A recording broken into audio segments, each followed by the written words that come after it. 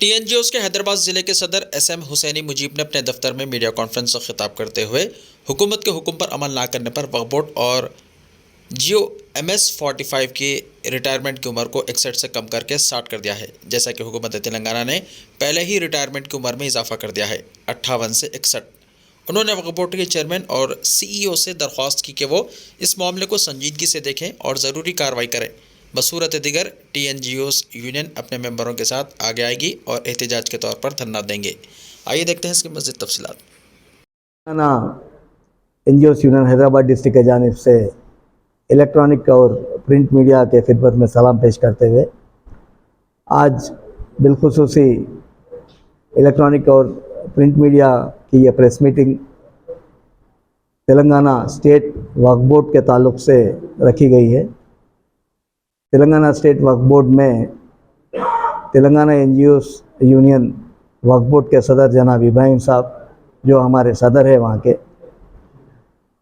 पिछले हफ्ते 31 तारीख के दिन उनको रिटायरमेंट करार दिया गया वक्फ बोर्ड से।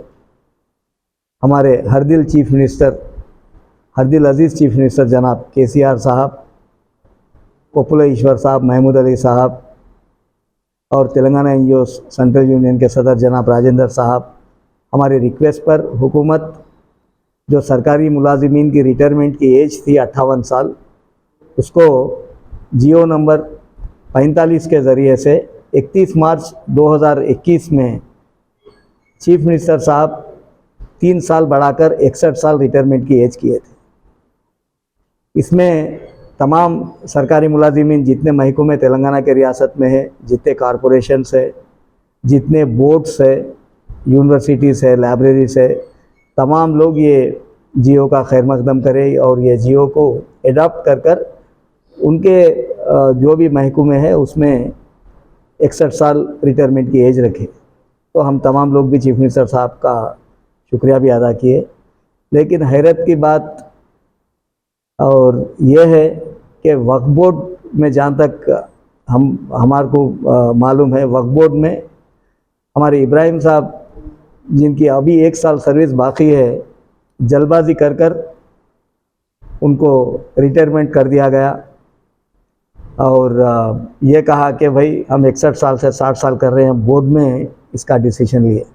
मैं आपके ज़रिए से वक्फ बोर्ड के ज़िम्मेदारान को ये बताना चाह रहा हूँ कि तेलंगाना के चीफ मिनिस्टर साहब, तेलंगाना की हुकूमत जब कोई एक जियो अगर देती है तो वो तमाम सरकारी मुलाजिमीन को तेलंगाना की रियायत को मद्देनज़र रखते हुए उनके भलाई के लिए देती है। तो आप लोगों को भी चाहिए कि इसकी इज़्ज़त करें और भरपूर तरीक़े से हुकूमत का साथ दें, क्योंकि वक्फ बोर्ड हुकूमत से अलग नहीं है। वक्फ बोर्ड बोर्ड है जिसमें हॉनरेबल मेंबर्स है, हॉनरेबल चेयरमैन साहब है, बराबर डिसीशंस ले सकते, CEO साहब भी वहाँ पर है। मगर ऐसा सरकारी मुलाजिमीन को तकलीफ़ देना ये अच्छी बात नहीं है। इसी सिलसिले में जो हमारी मीटिंग हुई थी एम्प्लॉयज़ ग्रीवेंसेस वीक उस्मानिया मेडिकल कॉलेज में, करीब 3000 सरकारी मुलाजिमीन थे। उस दिन भी हम एजेंडा आइटम में वक्फ बोर्ड का ये इब्राहिम साहब का अकेले का मसला नहीं है। इब्राहिम साहब के जैसे कई मुलाजिमीन वक्फ बोर्ड में आज काम कर रहे हैं, रात दिन मेहनत कर रहे हैं। उनकी मेहनत से, उनके मुशक्क़त से आज वक्फ बोर्ड चल रहा है। सब लोग नीचे अटेंडर से लेकर ऑफिसर तक काम कर रहे हैं। लेकिन एक आदमी को टारगेट करना, एक आदमी को मद्देनज़र रखना या एक यूनियन को टारगेट करना, ये अच्छी बात नहीं है। बहरहाल वो मीटिंग में भी इसकी बात की गई थी। आज हमारे सदर जनाब राजेंद्र साहब जो प्रेसिडेंट है तेलंगाना NGOs यूनियन के स्टेट के, और उनके अलावा हमारे जनरल सेक्रेटरी जनाब मारम जगदीश साहब जो जनरल सेक्रेटरी है, और मैं हैदराबाद डिस्ट्रिक्ट का सदर और JAC का chairman doctor SM Husaini Mujeeb, हम लोग ऑनरेबल होम मिनिस्टर जनाब अलहज महमूद अली साहब से भी मुलाकात किए। ये तमाम बात उनको बताए तो महमूद अली साहब तवक्को दिलाए कि भाई चीफ मिनिस्टर साहब की हुकूमत रियायत के लिए, तेलंगाना सरकारी मुलाजिमीन के लिए हर वक्त साथ है और ऐसे जस्टिफाइड जो भी रिक्वेस्ट रहेंगी या डिमांड रहेगा ज़रूर ब ज़रूर हम इसकी कदर करेंगे इंशाल्लाह। और आपकी जो भी तकलीफ़ है वो हम जल्द से जल्द दूर करेंगे बोलकर तवक्को दिए। मैं उनका बेहद शुक्रगुज़ार हूँ। फिर उसके बाद में हमारे माइनॉरिटीज़ मिनिस्टर जनाब कपुलेश्वर साहब से भी मुलाकात किए, वहाँ पर भी बातचीत की गई, वहाँ पर भी रिप्रेजेंटेशन दिए। वहाँ पर भी रिप्रेजेंटेशन में हम लोग, ये आप देख सकते हैं, इस रिप्रेजेंटेशन के ज़रिए से तो उन्होंने भी हैरत में थे, ऐसा कैसा हो सकता। तो हम बोले ऐसा हुआ, तो वो भी बोले मैं जल्द से जल्द बात कर इंशाल्लाह आप तमाम लोगों को इंसाफ करूंगा बोलकर।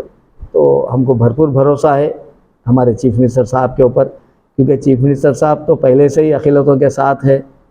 हुकूमत एक तरफ से अखिलतों के साथ बेहतरीन मुजाहरा कर रही है। आप देखें असम्बली में भी कई जो लीडर से बात किए, एमएलएस बात किए, हुकूमत का सराहना करें।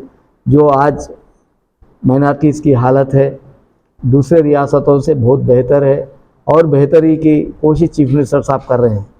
एक तरफ से हुकूमत हर तरीके से माइनॉरिटीज़ को तवक्को दिला रही है कि भाई हम आपके साथ हैं, पढ़ाई के मामले में, सिक्योरिटी के मामले में, या दीगर जितने भी चीज़ें हैं।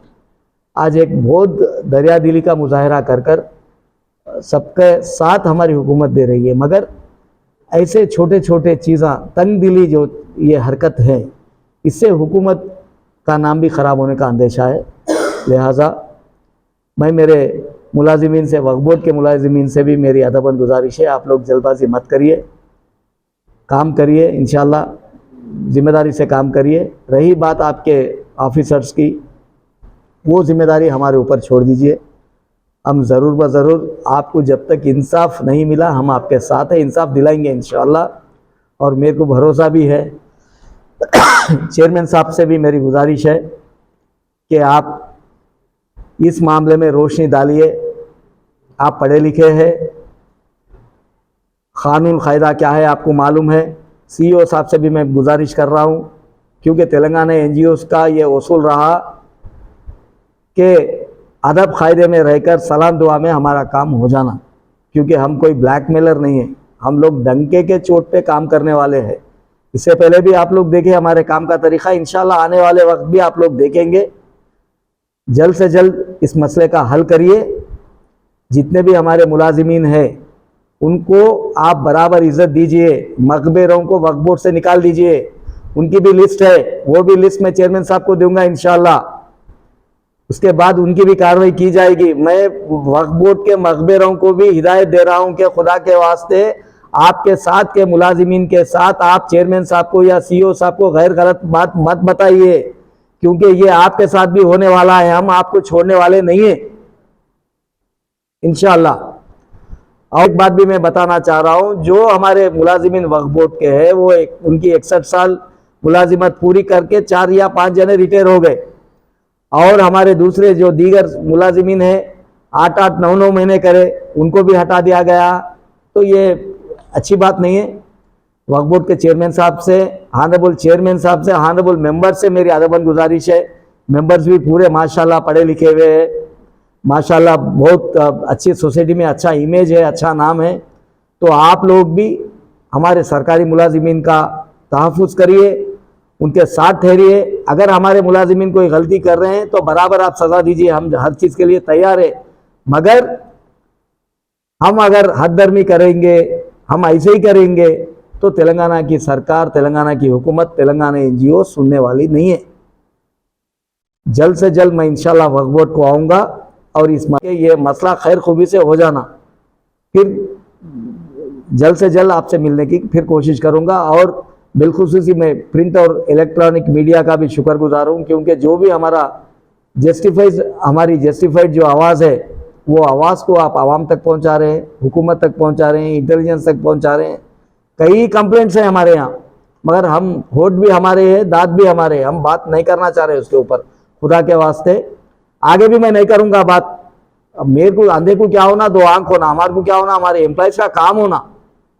हम काम करने के लिए तैयार है। जहाँ 8 घंटे का 10 घंटे का काम है, वहाँ 24 घंटे काम करने के लिए भी तैयार है। आप देखें हज कमेटी में सलीम साहब के सदारत में बेहतरीन काम करें हमारे हज कमेटी के मेंबर्स, वक्फ बोर्ड के मेंबर्स, माइनॉरिटीज़ के मेंबर्स। वहाँ पर चेयरमैन साहब हमारे सलीम साहब है, इम्तियाज़ इसाक साहब है, हमारे मुजीब साहब है, फिर मसीह साहब है, तो 4-4, 5-5 चेयरमैन वो कॉम्प्लेक्स में है, और आप तमाम से मेरी 4 चेयरमैनों से भी मेरी गुजारिश है, खुदा के वास्ते माइनॉरिटीज एम्प्लॉइज का ख्याल करिए, उनका तहफ़्फ़ुज़ करिए। चीफ मिनिस्टर साहब की हिदायत है, ये चीफ मिनिस्टर साहब चाह रही है, कल 1 महीने में इलेक्शन है सर पर, फिर हम तमाम लोग, हमारे सर्विसेज आपको चाहिए, हम सब मिलजुल कर काम करेंगे। फिर से हमको एक जगह अगर जुड़ना है तो हम एक को एक साथ देंगे, इंशाल्लाह साथ देकर काम करेंगे। Thank you very much. जय तेलंगाना।